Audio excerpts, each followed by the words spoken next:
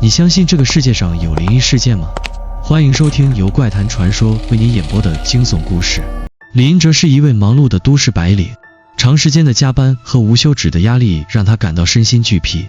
周末难得的假期，他决定暂时逃离都市的喧嚣，前往台中的大坑步道夜爬，寻找片刻的宁静。你准备好看完这个故事了吗？哲哥，这次可别放我鸽子了。电话那头，阿杰的声音透着一丝兴奋。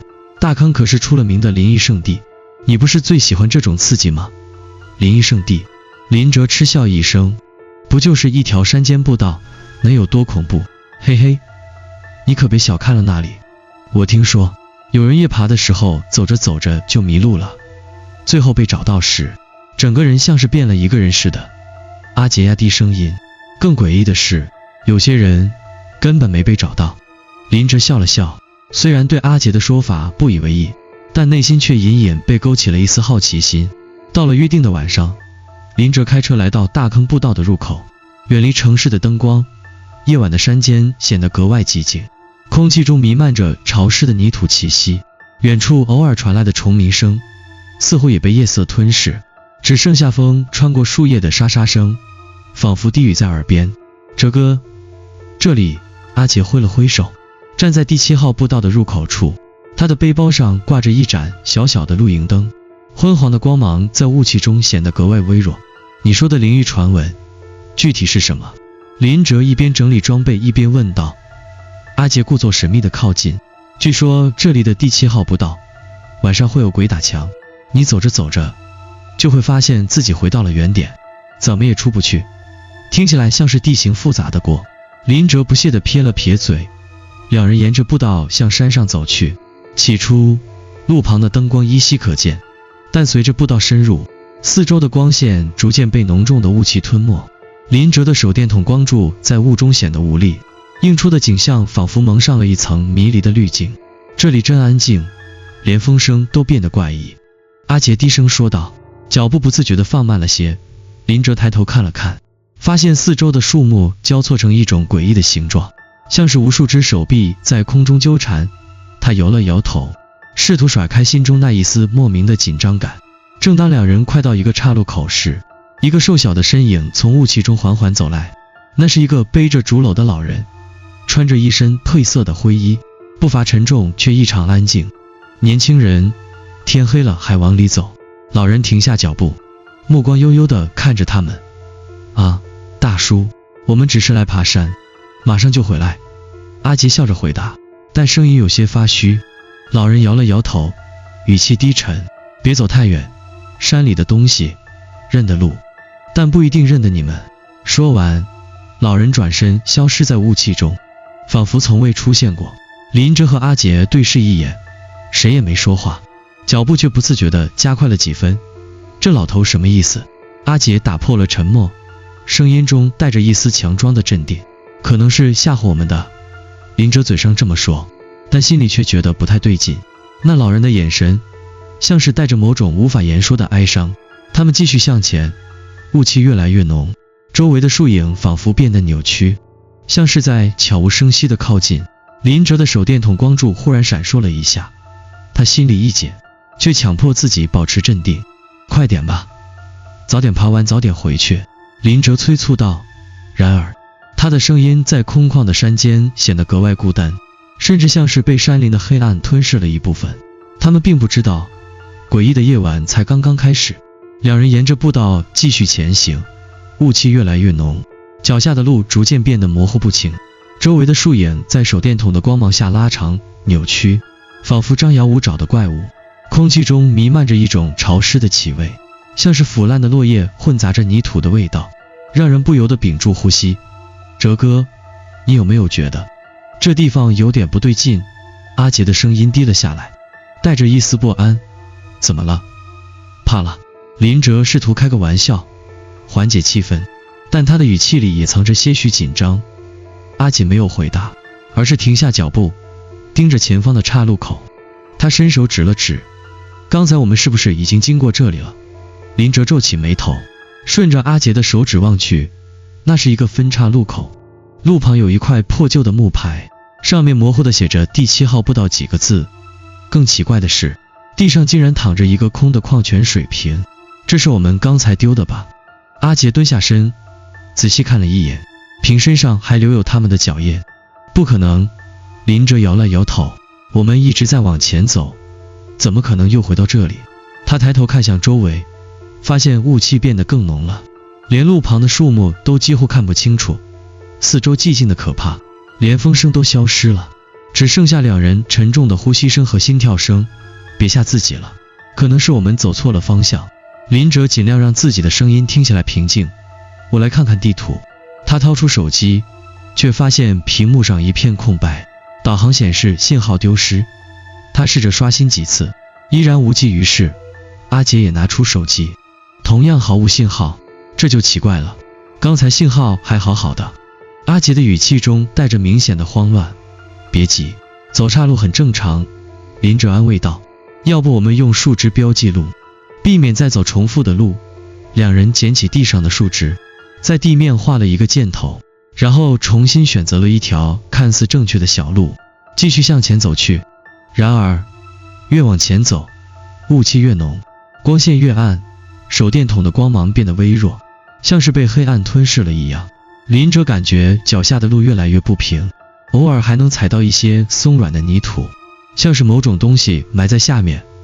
突然，阿杰停下脚步，猛地抓住林哲的手臂，声音颤抖，你听到了吗？林哲侧耳倾听，隐约听到远处传来低低的呢喃声，像是许多人在窃窃私语，声音忽远忽近，像是从雾气中传来，又像是从脚下冒出来，可能是风吹过树叶的声音吧。林哲努力让自己的语气听起来镇定，但心底却涌上一股莫名的寒意。这不是风声。阿杰摇头，目光死死盯着前方，声音在动，像是在跟着我们。话音未落，前方的路突然分成了3个方向，每一条路都被浓雾笼罩，无法看清尽头。林哲皱起眉头，回头看了看，发现他们刚才画的箭头不知何时已经消失了。怎么回事？我们不是标记了路吗？林哲的声音终于带上了一丝慌乱。哲哥，我们是不是遇到鬼打墙了？阿杰的声音低得几乎听不见，他的脸色苍白，手心满是冷汗。林哲深吸一口气，强迫自己冷静下来。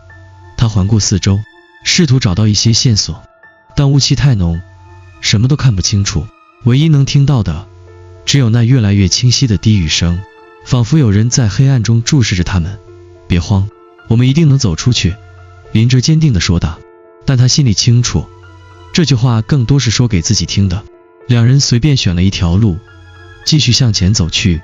然而林哲的脑海中始终回荡着老人的那句话，山里的东西认得路，但不一定认得你们。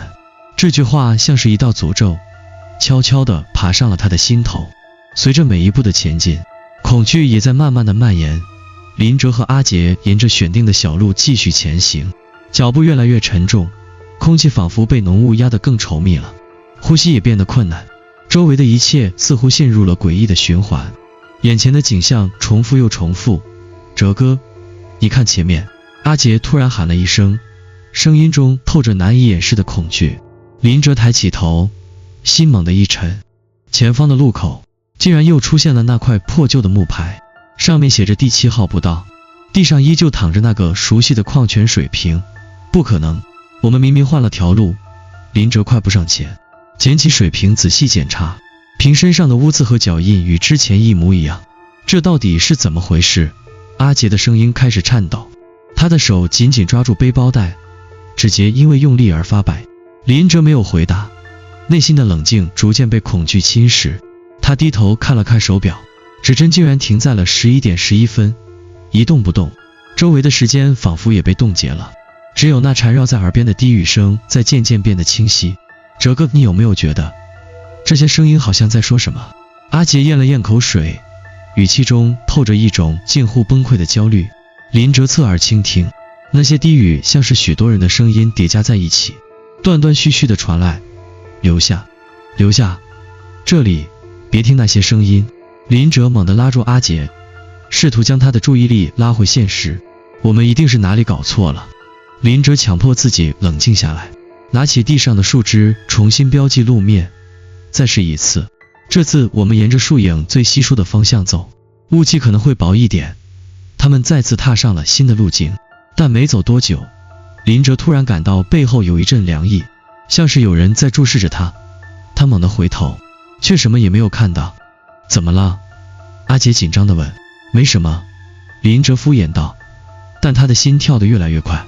走了大约10分钟后，前方的雾气似乎开始散开了一些，两人心中刚刚升起一丝希望，却在下一刻彻底崩塌。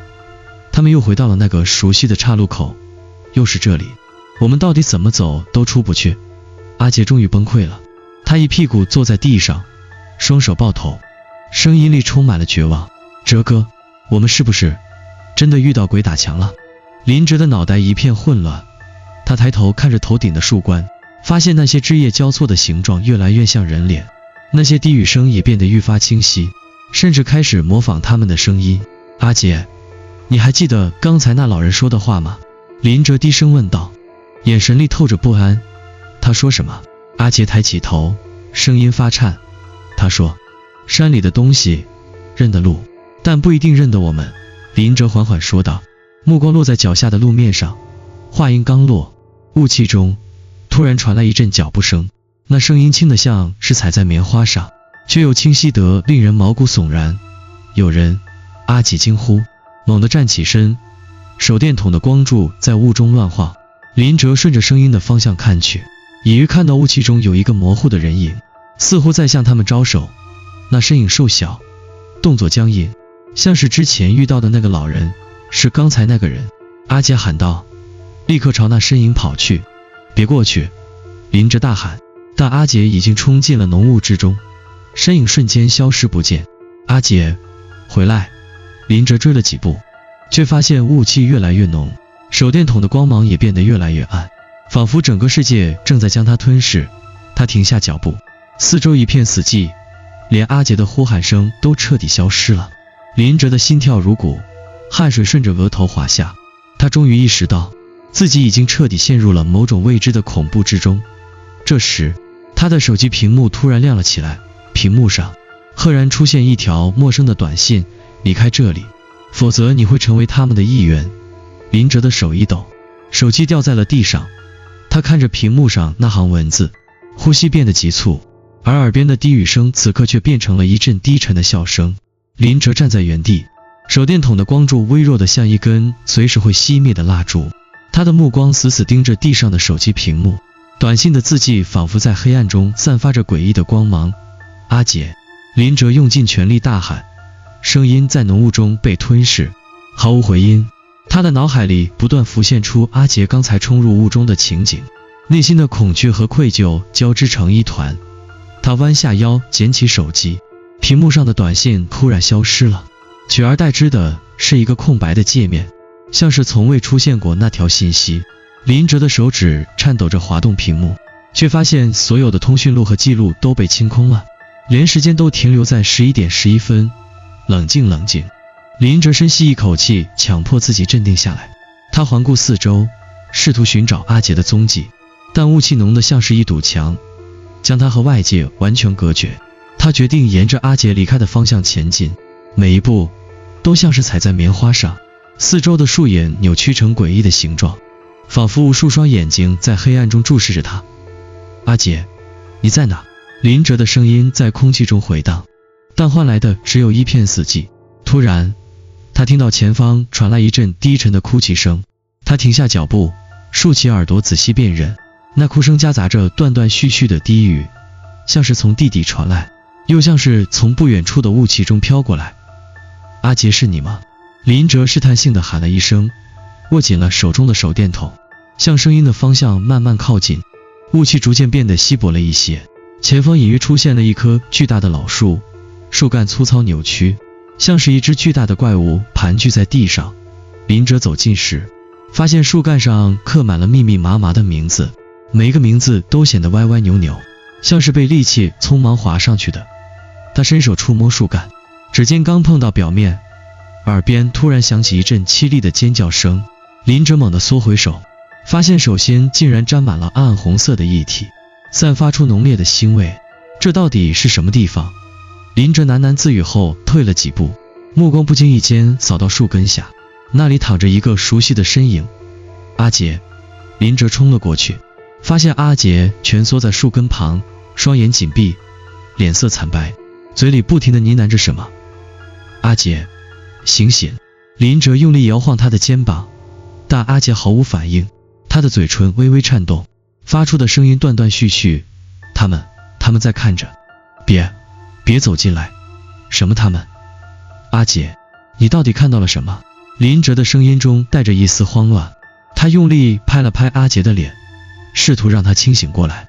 就在这时，四周的低语声突然变得清晰起来，像是无数个声音同时在耳边窃窃私语。留下！林哲猛地抬起头，发现雾气中出现了许多模糊的身影，他们的动作僵硬，脸上没有五官，像是一具具行尸走肉般的存在，这一步步向他和阿杰靠近。走，我们得赶快离开这里。林哲一把拉起阿杰，将他背在肩上，朝着来时的方向狂奔。身后的低语声逐渐变成了尖锐的笑声，那些模糊的身影像是无声的猎犬，紧紧跟在他们身后。林哲感觉双腿越来越沉重，像是被某种无形的力量拖住了脚步。他咬紧牙关，拼尽全力向前跑。然而当他抬头时，发现自己竟然又回到了那个熟悉的岔路口，地上那块破旧的木牌赫然在目。为什么又是这里？林哲几乎绝望地吼了出来，他的声音在山间回荡，却没有任何回应。背上的阿杰突然睁开了眼睛，声音沙哑而低沉，我们出不去了，他们已经盯上我们了。林哲愣住了，他看着阿杰的脸，发现那双眼睛里透着一种陌生而冰冷的光芒，仿佛眼前的这个人已经不再是他熟悉的朋友。林哲的身体僵在原地，阿杰的声音回荡在耳边，却带着一种令人毛骨悚然的陌生感。他缓缓放下阿杰，退后了一步，手电筒的光芒打在阿杰的脸上，却让他看得更加清楚。那是一张熟悉却又诡异的脸，阿杰的五官似乎微微扭曲，眼神空洞无神，嘴角挂着一丝诡异的笑意。阿杰，你到底怎么了？林哲声音颤抖，试图让自己冷静，但他的心脏跳得几乎要从胸腔里蹦出来。阿杰慢慢站起身，身体僵硬得像一具木偶。他抬起头看向林哲，嘴角的笑容逐渐扩大，声音沙哑低沉。哲哥，你觉得我们真的能走出去吗？林哲感到一股寒意从脚底直冲头顶，他退后一步，声音不自觉地提高，别开这种玩笑，你刚才到底看到了什么？阿杰没有回答，而是慢慢地转过头，盯着那块破旧的木牌，低声说道，他们就在这里，等着我们。林哲顺着阿杰的目光看去，那块木牌上的文字不知何时变了，原本写着第7号步道的字样，此刻却变成了歪歪扭扭的红色字迹，欢迎回家。回家？这是什么意思？林哲的喉咙像是被什么东西卡住了一样，声音变得嘶哑。他猛地摇了摇头，拉住阿杰的手臂，不管怎么样，我们必须离开这里。阿杰却一动不动，像是被某种无形的力量钉在了地上。他抬起头，目光直直地盯着林哲，嘴里低声说道，哲哥，你有没有想过，我们可能从一开始就没走出去过？林哲愣住了，他的脑海中突然闪过之前的画面，那位老人说的警告，第一次回到岔路口时的矿泉水瓶，手机短信上的警告，以及阿杰现在的诡异模样。一切线索像是碎片一样在他脑中拼凑起来，形成了一个让他无法接受的真相。你到底在说什么？林哲的声音颤抖，手电筒的光在他的晃动中摇曳不定。阿杰缓缓走进林哲，脸上的笑容越发诡异。我们是不是早就已经迷路了？或者说，我们根本就没离开过那个地方？林哲的呼吸变得急促，他猛地转身，试图朝着另一个方向跑去。然而，无论他怎么跑，眼前的景象都没有变化。他一次次地回到同一个岔路口，那块木牌上的欢迎回家，仿佛在嘲笑他的徒劳。这不可能，这不可能！林哲歇斯底里的大喊，双手抱着头，试图驱散脑海中的混乱。这时，阿杰的声音从他身后传来，语气低沉而冰冷，哲哥，你还记得老人说的话吗？山里的东西认得路，但不一定认得我们。林哲猛地回头，发现阿杰已经不见了，取而代之的是一个模糊的身影站在雾气中，静静地注视着他。那身影的脸逐渐清晰，却让林哲感到头皮发麻。那张脸竟然是他自己的。你是谁？林哲大吼，手电筒的光柱直直地打在那个自己的脸上，但那张脸却依旧毫无表情。我是你。那个林哲开口了，声音冷得像是来自地狱。我是你留在这里的影子，也是你永远无法摆脱的记忆。林哲的手一抖，手电筒掉在了地上，光芒在黑暗中游曳，他感到一阵强烈的眩晕，耳边的低语声变得越来越大，仿佛整个世界都在嘲笑他的无助。就在他即将失去意识的那一刻，他听到了一句低沉的呢喃，你终究还是回到了这里。林哲眼前一黑，彻底陷入了无边的黑暗之中。林哲醒来的时候，四周已经是一片黑暗，唯一的光源是他身旁的手电筒，光线微弱，仿佛随时会熄灭。他的头痛欲裂，耳边的低语声依旧在回荡，但这一次它们变得更加清晰，像是有人在他耳边低声念诵着某种咒语。他挣扎着坐起来，发现自己又回到了那个熟悉的岔路口。破旧的木牌静静地矗立在原地，上面的欢迎回家几个字被一层暗红色的液体覆盖，像是新鲜的血迹。林哲的呼吸急促起来，他的脑海中一片混乱。他记得自己试图逃离这里，但一切努力都像是石沉大海，无论他跑得多快，走得多远，最终都会回到这个地方。这是个梦，一定是个梦。他喃喃自语，用力掐了一下自己的手臂，疼痛感却让他更加清醒。突然，他听到身后传来一阵脚步声，轻得像是踩在棉花上，却又清晰得令人毛骨悚然。他猛地转过身，手电筒的光柱划过黑暗，却什么也没有照到。谁在那里？林哲大喊，声音在山间回荡，但没有任何回应。他不敢停留，拿起手电筒，沿着另一条小路继续前进。这一次，他决定不再回头，无论听到什么声音，都要坚持走下去。然而，没走多久，他的手电筒光柱照到了一样东西，一瓶熟悉的矿泉水，瓶身上沾满了泥土，正安静地躺在路中央。不可能！林哲的声音颤抖起来。他走上前，捡起水瓶，发现瓶底的裂痕和脚印与之前的一模一样。我们到底怎么了？林哲喃喃道，声音中充满了绝望。他的手开始发抖，水瓶从指缝间滑落，发出一声沉闷的响声。就在这时，他的手机突然震动了一下，他几乎是本能地掏出手机，屏幕上出现了一条新的短信，别再试图逃离，他们已经是你的一部分。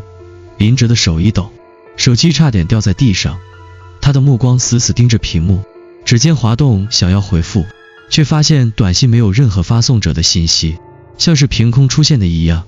他抬起头，发现四周的雾气正在缓缓散开，远处的树影变得清晰，但它们的形状却让林哲感到一阵寒意。那些树干扭曲成了人形，枝叶像是张开的手臂，每一棵树都仿佛在朝他靠近。离开这里！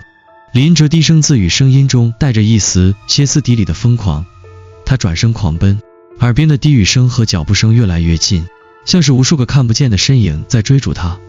跑了不知多久，他突然看到前方出现了一点亮光，那光芒微弱却清晰，像是出口的指引。他咬紧牙关，用尽最后的力气冲向那道光。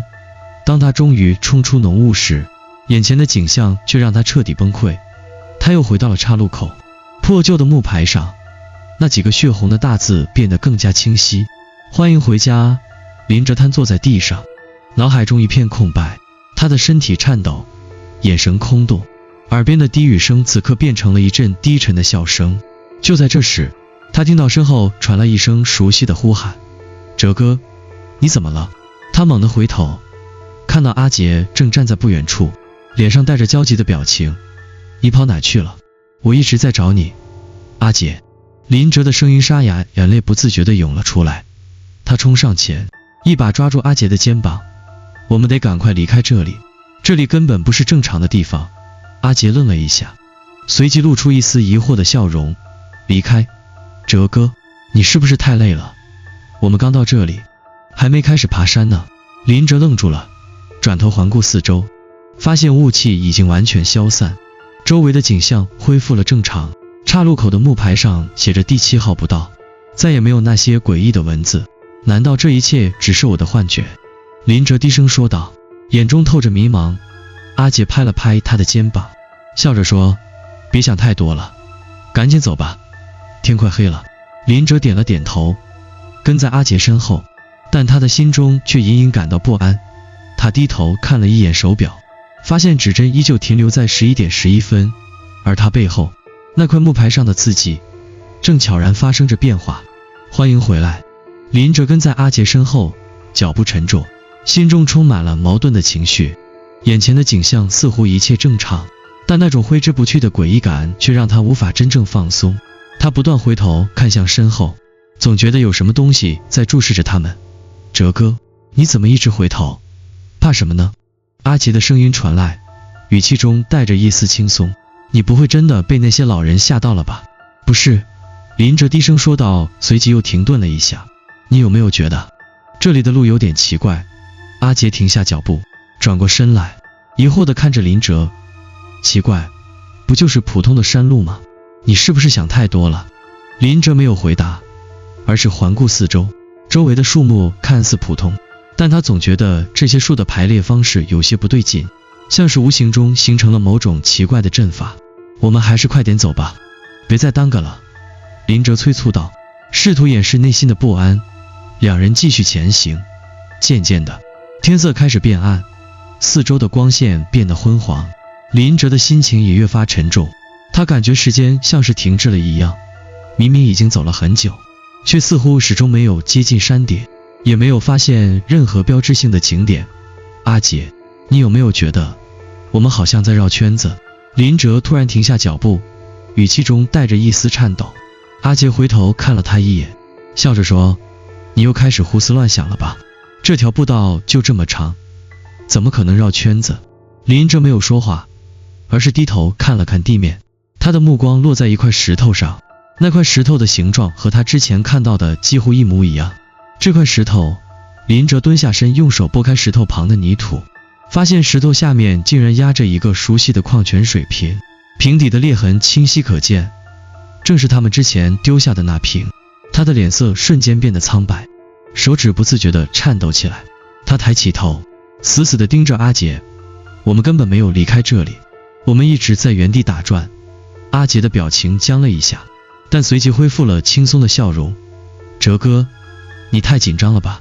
可能只是长得像的石头而已。不可能。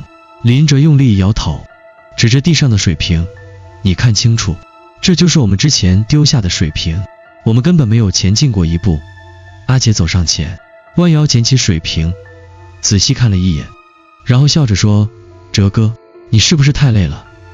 这水瓶明明是新的，怎么可能是我们之前的？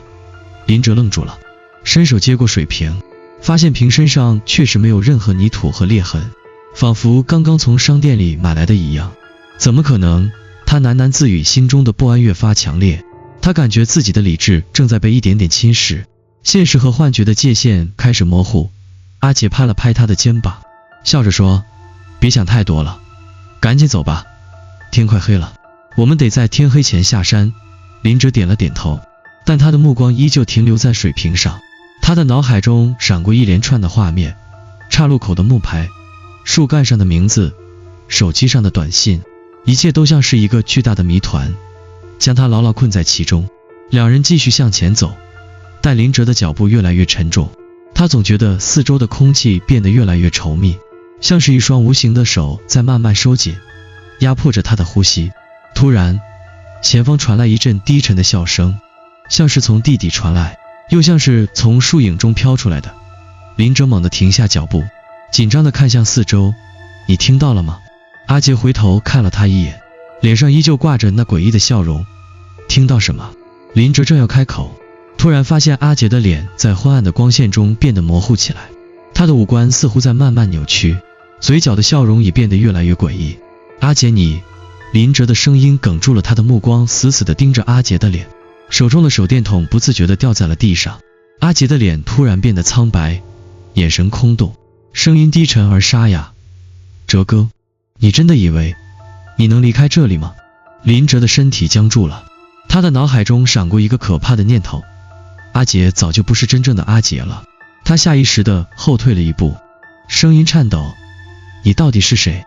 阿杰没有回答，而是缓缓地朝他走来，嘴里重复着同一句话，欢迎回家。林哲的眼前一阵晕眩，四周的景象开始扭曲，他想要逃跑，却发现自己的双腿像是被灌了铅一样，完全动弹不得。就在他即将失去意识的那一刻，他的耳边响起了无数个低沉的声音，像是在吟唱着某种古老的咒语。山里的东西不认人，只认路。然后世界陷入了一片无边的黑暗。